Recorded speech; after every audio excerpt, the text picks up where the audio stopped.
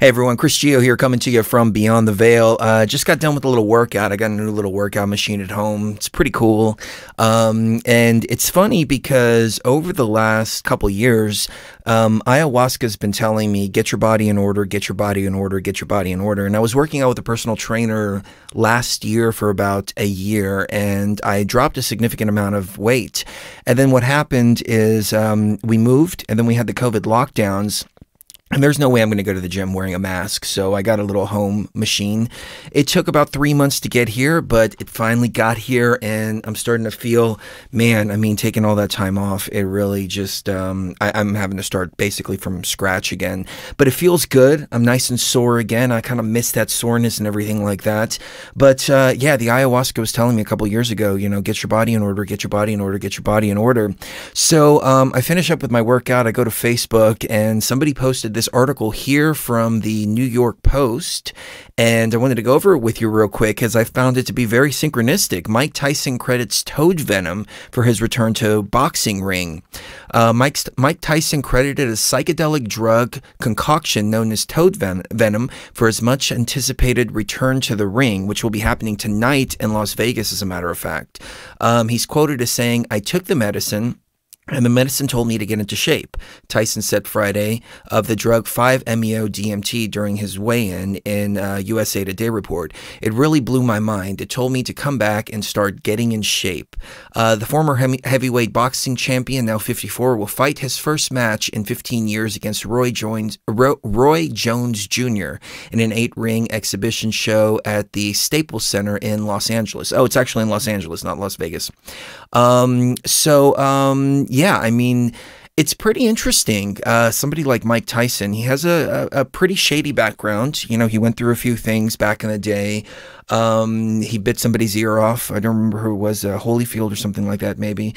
He had a couple of accusations of rape and things like that. But it's nice to see that other people are taking DMT and improving themselves with it. And I think it just goes to show, I mean, you know, if we didn't have so much inner work to do here at Beyond the Veil, we'd probably be, you know, nice and buff and everything like that. But I got more important things to worry about than my avatar, even though the avatar is very important. But yeah, I just wanted to share that little story with you. Now, he mentions 5-methoxy-DMT, which is actually 10 times more powerful than the DMT we talk about here on Beyond the Veil. We talk about NN-DMT, which comes from the Mimosa hostilis, comes from acacia. It's found in traditional ayahuasca brews, and it can also be extracted and smoked. So you extract it and smoke it, and it's much more psychedelic, and it's much more visual as well.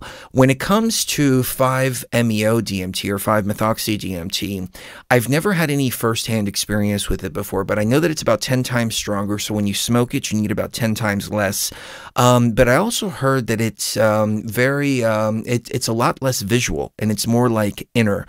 And so what happens is you go within yourself, and I've heard some people just like finding just voids and things like that. One of the reasons why I've never tried it is I've never had it in my sphere, so it's never come across into my little reality here for me to try it. I definitely would try it, no doubt about it. There's another form of DMT. It's like they take it, it's a frog venom, they take it and then they poke you in the arm with it. I saw it on a documentary about somebody going down to the Amazon to try to find real ayahuasca and not being able to find any. I mean, he even traveled by boat for like 2 weeks to try to get deeper and deeper and deeper and deeper into the jungle.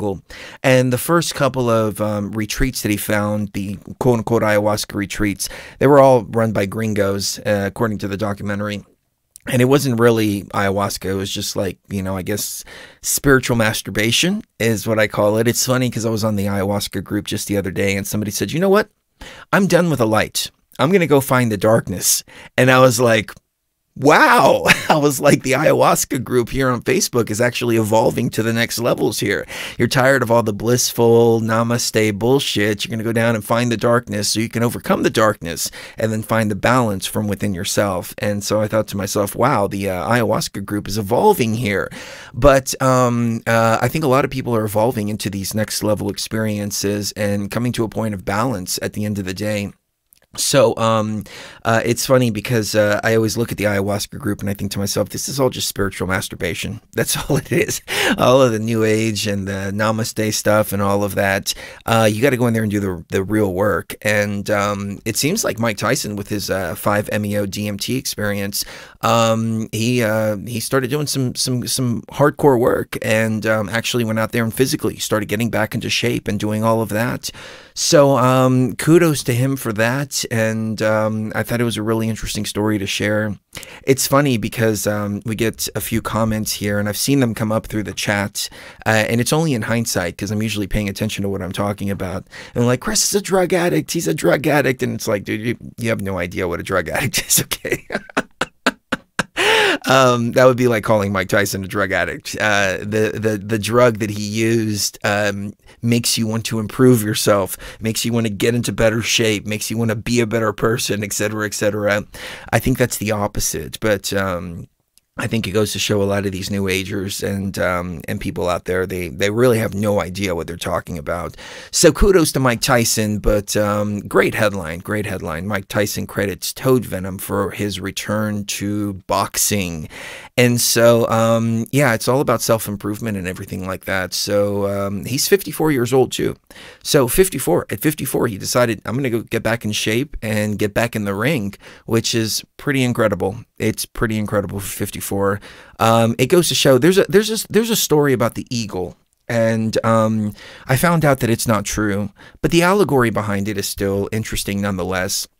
So they say, according to the story, that an eagle, when it turns about 35 years old, what it has to do is it has to go through a painful transformation process where it rips its beak out. It like smashes its beak against the rock.